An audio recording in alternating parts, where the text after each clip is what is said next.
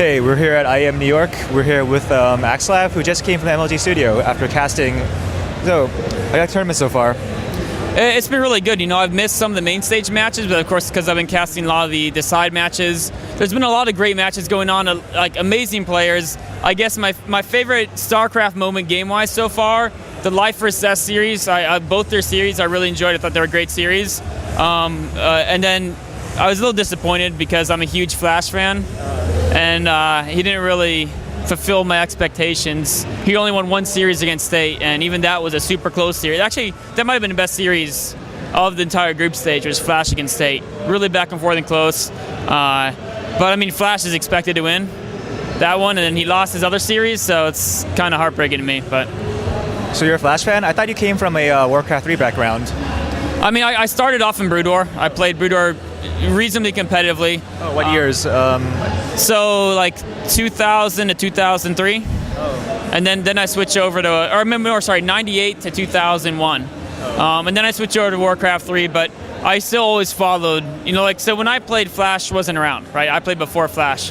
But I still followed, like, all the, like, I watched Pro Brood War pretty much almost every single game from, you know, OGN and, my mind blanked, OGN and NBC. Yeah, NBC, sorry, MSL, yeah. And those are all great games, like Flash and Fantasy, two of my favorite players, along with Stork. So it's like, what do you think Flash's problem in StarCraft 2 is? Like, what part of his gameplay do you think is lacking that it makes him like not a dominant player? So I think it's right now Flash is still in the mindset of trying to figure out how he wants to play the game, and so he hasn't, like, most players that go into the tournament, they're like, I'm up against these guys. What's the play style that gives me the most likelihood of beating this person? And what adjustments can I make in my play to beat this person? And if you watch Flash's games, it seems apparent, at least to me, I could be wrong, but he's not even really like 100% focused on winning that tournament. He's trying to find a play style that over time will be best for him. And a biggest example of this is I've never once seen Flash adapt a build on an opponent. He's the only player at that top, like, you know, top bunch of Korean players who won't adapt to his opponent. Actually, him along with Rain does that also. But almost all the top Korean players, they'll make slight variations in their build and play, like just even a couple units here or there, mixing up builds a tiny bit based on who they're playing. Mario Prime is a great example of that. But Flash doesn't do that, and I think it's partly that he doesn't really, like, he doesn't feel confident enough in his own style to really try to take it to the next level and fine-tune it to the winning point. And that may come with time, and then the other thing is just like the confidence. He seems like he hesitates in some of his moves a bit, and he's not quite as confident in his play. So I think once he finds the way he wants to play the game, if he does, so hopefully that'll be soon, it might be months, it might never happen, but if he finds the way that he feels that he should be playing the game, he's going to do great. Well, you say Rain plays that way, and Rain has had great success. So you think Flash has to change his style up, or do you think he can kind of keep playing that way where he decides what he wants to do and doesn't adjust? Do you think that's like a valid way to win tournaments? So, I mean, I think Rain doesn't do as good as he could, for example. Like, Rain does better than Flash, a lot better than Flash, but if you look at, like... So in spite of doing that, like, he could be better. Exactly, and also the difference is, while Rain doesn't adapt, he also is confident in his play. Whereas Flash has a thing where he hasn't, like, I think Rain's found a way he wants to play, and he's just missing that, tweaking it. Whereas Flash hasn't even gone that first step of finding the exact way he wants to play the game. Like, one thing I've noticed in Flash's play is that his micro doesn't seem as refined as a lot of other top Terrans. Do you agree? I absolutely agree, and I think it's not that he doesn't have, like, I remember when I first watched him in StarCraft 2, in his first StarCraft 2 games, his micro was one of the best of all the Caspa Terrans, like top 1 or 2. And then since then, I think he's fallen, not that he's gotten worse, he hasn't gotten better, and everyone else has gotten a lot better. And that may be a confidence thing. I don't really know, but I feel like micro is about making instantaneous tactical decisions based on the unit positions, basically. And that's something that, like, if you're not 100% confident, you might hesitate for a millisecond, and that's all it takes to make your micro not quite at that super top level. I mean, obviously his micro is still better than most non-Koreans, but you do notice that difference between him and, like, Innovation, Maru, etc.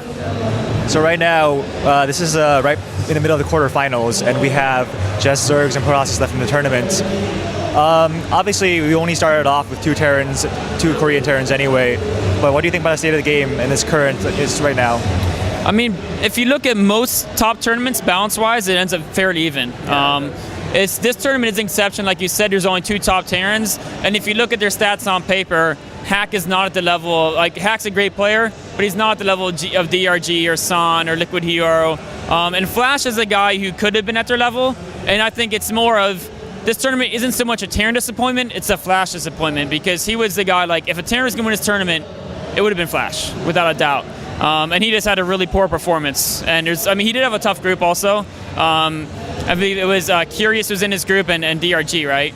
And DRG has been looking extremely great lately. I mean, he just took out Innovation in GSL recently. Some people say the best TVZ player, so maybe. I mean, maybe not, but DRG's been looking very strong, is the bottom line. And then Curious, actually, if you watch him through the qualifiers, I mean, Curious actually also beat Innovation just now. He also beat, I think he won like 10 series in a row against some of the best Koreans. So it was partly Flash. Flash was underperforming. He was playing poorly. He got kind of dominated in those series. But he also had, I think, one of the very hardest groups. So, do you think ZVT in its current state has kind of been, the balance has like shifted over towards Zerg at the highest level? Like we were at a state like maybe a few months ago where like at the top level Zergs couldn't beat Terrans, and now kind of seems to be kind of flipping slightly in Zerg's favor.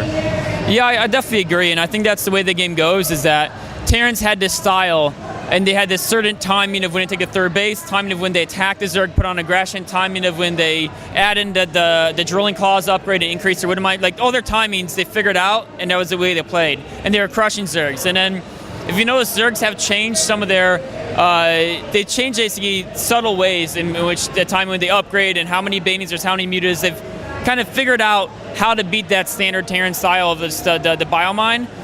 So right now, Zergs are looking better.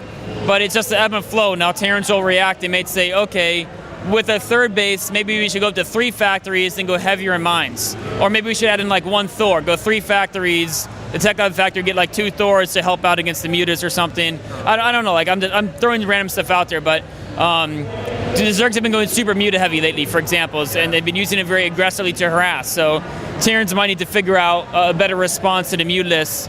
It used to be Widow Mines, but Zergs have gone so good at microing mutas, at least at the top Korean level, that they can actually deal with Widow Mines fairly well. And so Terrans, maybe it is adding Thors, maybe it is adding a lot more missile turrets. And just actually, as a slow push, build like 5 missile turrets with every attack or something, who knows? So as like a caster and analyst, right now, what's your favorite matchup? What's the most entertaining one, or the one that's just like you'd like to watch the most? I've always been a huge fan of TVT personally. TVT still is one of my top 1 or 2. I've really grown to enjoy watching Zerg against Protoss lately, because I think that's a matchup where we've seen more diversity as of late. There still are some weird like 2-base Stormhost builds, but also like the Zerg can be aggressive. They can go muteless and they can go ultraless. Ultraless baning's been pretty popular.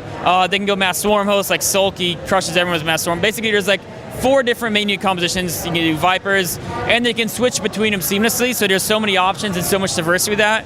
And similar to Protoss, right? They can go Sky Toss, they can go Colossi base, they can go straight to Templar, they can just do mass gateway units. They can really rely on harassment with War Prisms and a weaker main army or vice versa. So I feel ZVP right now is the most strategically diverse matchup, which makes it interesting. And TVT is the most tactically intellectual matchup in a way, where you really get to kind of see those military tactics used to a high level. So those are my 2 favorite matchups.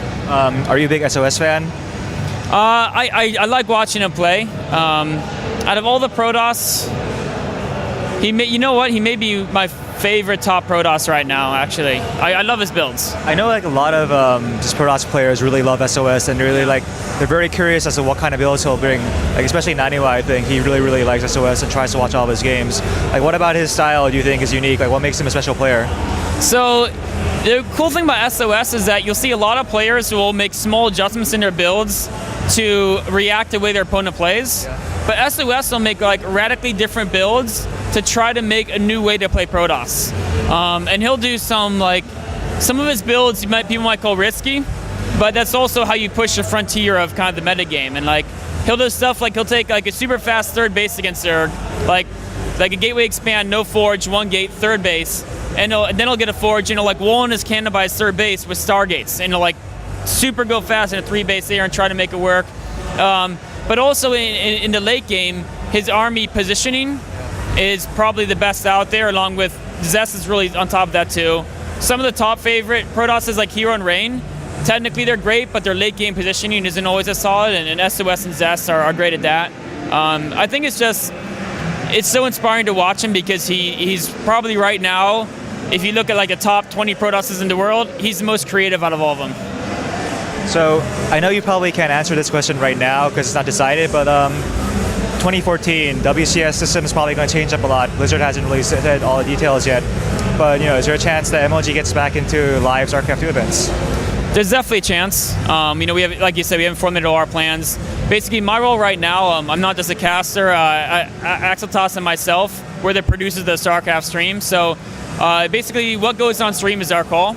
Now, of course, budget for a major live event is another picture. But I know, for example, like lately, the stream has been doing really well. We've been getting good numbers, and it's something where if we were going to look at the schedule through the year and say, okay, is there an opening where at this point there would be a lot of interest in a big StarCraft 2 event? That'd be the first question. And when can we put it in there? If their answer to yes, and we convince people is yes, then the next question is there budget, is there manpower, and stuff like that. I do think there's a very good chance, but nothing's set in stone yet. Like ideally, what kind of event would you want to do? So for me, like obviously, ideally, the biggest, baddest, but old MLGs. Old MLGs I thought were amazing, but from a producer standpoint, it's something that's realistic. I'd like to see a lot more. Personally, my dream, that's the realistic dream, would be something that would kind of bring in a bunch of small events together. So there's so many of these like relatively smaller online events that are maybe $500, $1,000, and it would be awesome to have like 2 months of these smaller events, and then they wouldn't even be our events; they'd be the community's events. They run them, and we'll just say, all right, the top 2 from each of these events, we'll do like a 16-person thing or 8-person, whatever it is, like something where it's a smaller tournament, so it's it's obviously small budget, but it's not just randomly picking names out of a hat. It's grabbing them from these events, and that way you both make those smaller events more exciting, and then those smaller events, everyone who watches those is excited to watch your big event. So trying to tie in more of the scene together to kind of make sense of all the crazy tournaments that are going on would be my goal. All right. Well, that's an interesting idea. So we got to wrap up. Anything you want to say before we end? I just want to say thank you guys all for watching StarCraft. Whatever StarCraft you watch, like the game's amazing, and the more people to watch it, the more StarCraft stuff will be produced going forward.